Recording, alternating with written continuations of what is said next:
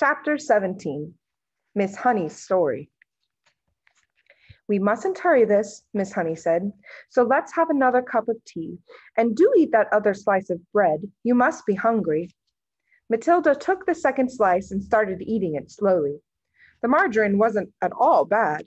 She doubted whether she could have told the difference if she hadn't known. Miss Honey, she said suddenly, do they pay you very badly at our school? Miss Honey looked up sharply.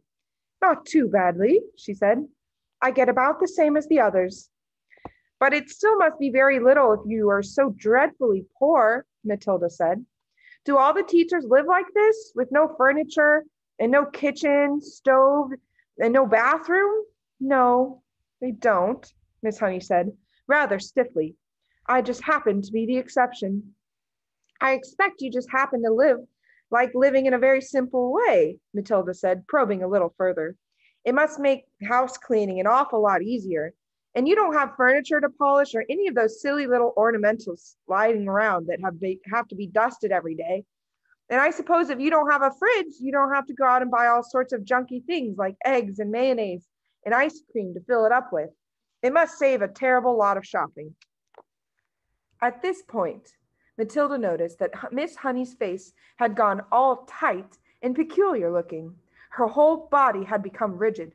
Her shoulders were hunched up high and her lips were pressed together tight, and she sat there, gripping her mug of tea in both hands and staring down into it as though searching for a way to answer these not quite so innocent questions. There followed a rather long and embarrassing silence. In the space of 30 seconds, the atmosphere in the tiny room had changed completely, and now it was vibrating with awkwardness and secrets. Matilda said, I am very sorry I asked you those questions, Miss Honey. It's not any of my business. At this, Miss Honey seemed to rouse herself. She gave a shake of her shoulders, and then very carefully she placed her mug on the tray. Why shouldn't you ask? She said. You were bound to ask in the end. You're much too bright not to have wondered. Perhaps I even wanted you to ask. Maybe that is why I invited you here after all. As a matter of fact, you are the first visitor to come to the cottage since I moved in 2 years ago. Matilda said nothing. She could feel the tension growing and growing in the room. You are much wiser than your years, my dear, Miss Honey went on. That it quite staggers me. Although you look like a child, you are not really a child at all because of your mind, and your powers of reasoning seem to be fully grown up. So I suppose we might call you a grown-up child, if you see what I mean. Matilda still did not say anything. She was waiting for what was coming up next. Up to now, Miss Honey went on, I have found it is impossible to talk to anyone about my problems. I couldn't face the embarrassment, and anyway, I lacked the courage. Any courage I had was knocked out of me when I was young, but now, all of a sudden, I have a sort of desperate wish to tell somebody everything. I know you are only a tiny little girl, but there's some kind of magic in you somewhere. I've seen it with my own eyes. Matilda became very alert. The voice she was hearing was surely crying out for help. It must be. It had to be. Then the voice spoke again. Have some more tea, it said. I think there's still a drop left. Matilda nodded. Miss Honey poured the tea into both mugs and added milk. Again, she cupped her own mug in both hands and sat there sipping. There was quite a long silence before she said, May I tell you a story? Of course, Matilda said. I'm 23 years old, Miss Honey said, and when I was born, my father was a doctor in this village. We had a nice old house, quite large, red brick. It's tucked away in the woods behind the hills. I don't think you'd know it. Matilda kept silent. I was born there, Miss Honey said, and then came the first tragedy.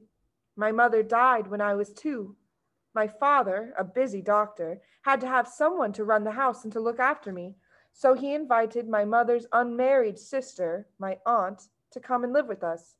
She agreed, and she came. Matilda was listening intently. How old was the aunt when she moved in? She asked. Not very old, Miss Honey said. I should say about 30, but I hated her right from the start. I missed my mother terribly, and the aunt was not a kind person. My father didn't know that because he was hardly ever around, but when he did put in an appearance, The aunt behaved differently. Miss Honey paused and sipped her tea. I can't think of why I'm telling you this, she said, embarrassed. Go on, Matilda said. Please. Well, Miss Honey said, then came the second tragedy. When I was 5, my father died very suddenly. One day he was there, and the next he was gone. And so I was left to live alone with my aunt. She became my legal guardian. She had all the powers of a parent over me, and in some way or another, she became the actual owner of the house. How did your father die? Matilda asked. It's interesting you should ask that, Miss Honey said. I myself was much too young to question it at the time, but I found out later that there was a great deal of mystery surrounding his death. Didn't they know exactly how he died? Matilda said. Well, not exactly, Miss Honey said, hesitating. You see, no one could believe that he would ever have done it. He's such a very sane and sensible man. Done what? Matilda asked. Killed himself. Matilda was stunned. Did he? She gasped. That's what it looked like, Miss Honey said, but who knows? She shrugged and turned away and stared out the tiny window. I know what you're thinking, Matilda said. You're thinking that the aunt killed him and made it look as though he'd done it himself. I'm not thinking anything, Miss Honey said. One must never think things like that without proof. The little room became quiet. Matilda noticed that the hands clasping the mug were trembling slightly. What happened after that? She asked. What happened when you were left all alone with the aunt? Wasn't she nice to you? Nice, Miss Honey said. She was a demon. As soon as my father was out of the way, she became a holy terror. My life was a nightmare. What did she do to you? I don't want to talk about it, Miss Honey said. It's too horrible. But in the end, I became so frightened of her, I used to start shaking when she came into the room.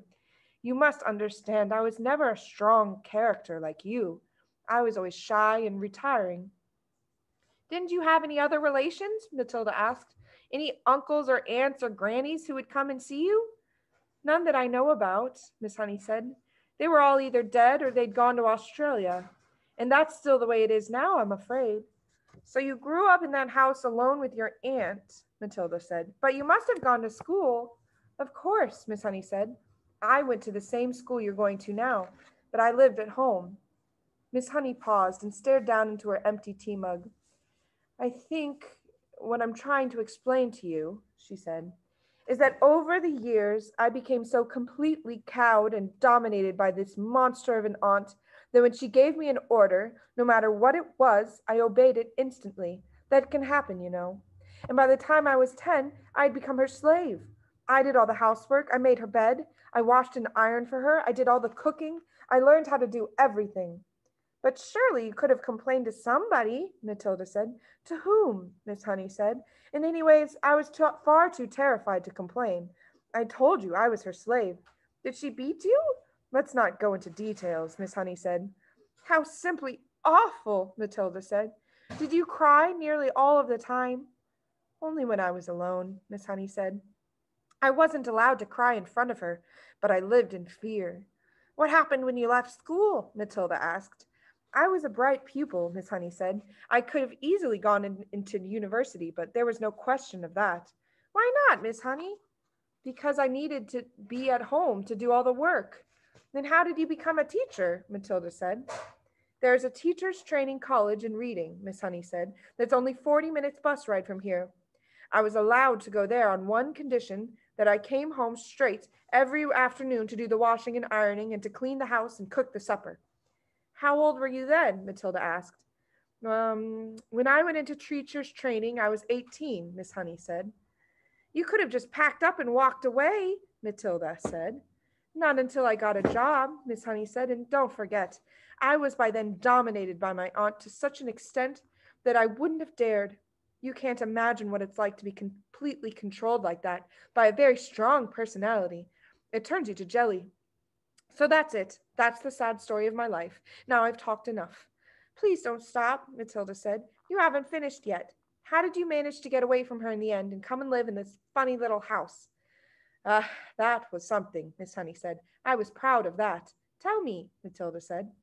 Well, Miss Honey said, when I got my teacher's job, the aunt told me I owed her a lot of money. I asked her why, and she said, because I've been feeding you all these years and buying you shoes and your clothes. She told me it added up to thousands, and I had to pay her back by giving her my salary for the next 10 years. I'll give you £1 a week pocket money, she said, but that's all you're going to get. She even arranged with the school authorities to have my salary paid directly to her own bank, and she made me sign a paper. You shouldn't have done that, Matilda said. Your salary was her chance of freedom. I know, Miss Honey said, but by then I had been her slave nearly all of my life, and I hadn't the courage or the guts to say no. I was still petrified of her. She could still hurt me badly. So how did you manage to escape? Matilda asked. Ah, Miss Honey said, still smiling for the first time. That was 2 years ago. It was my greatest triumph. Please tell me, Matilda said. I used to get very early and go for walks while my aunt was still asleep, Miss Honey said. And one day I came across this tiny cottage. It was very empty, and I found out who owned it. It was a farmer. I went to see him. Farmers also get up very early. He was milking his cows, and I asked him if I could rent his cottage. You can't live there, he cried. It's got no conveniences, no running water, no nothing. I want to live there, I said. I'm a romantic. I've fallen in love with it. Please rent it to me. You're mad, he said, but if you insist, you're welcome to it. The rent will be 10 pence a week. Here's 1 month's rent in advance, I said, giving him 40 pence, and thank you so much. How super, Matilda cried. So suddenly you had a house all of your own, but how did you pluck up the courage to tell the aunt? That was tough, Miss Honey said, but I steeled myself to do it. One night after I had cooked her supper, I went upstairs and packed the few things I possessed in a cupboard box and came downstairs and announced I was leaving. I've rented a house, I said. My aunt exploded. Rented a house? She shouted. How could you rent a house when you have only £1 a week in the world? I've done it, I said.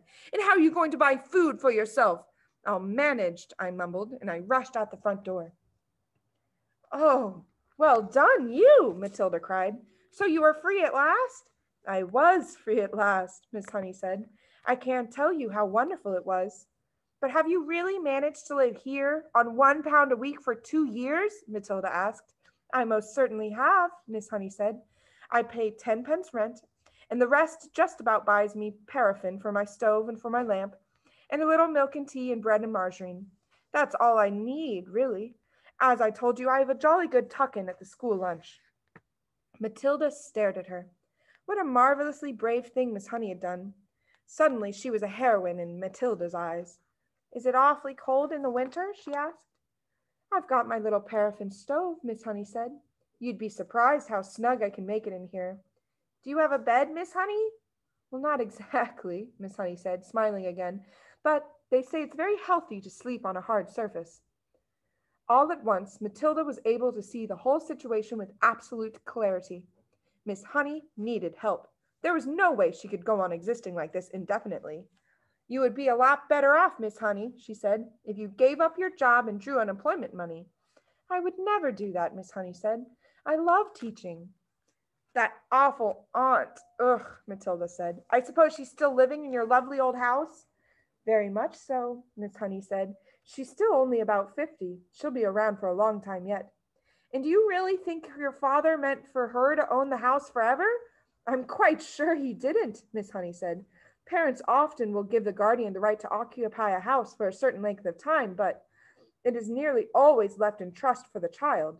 It then becomes the child's property when he or she grows up.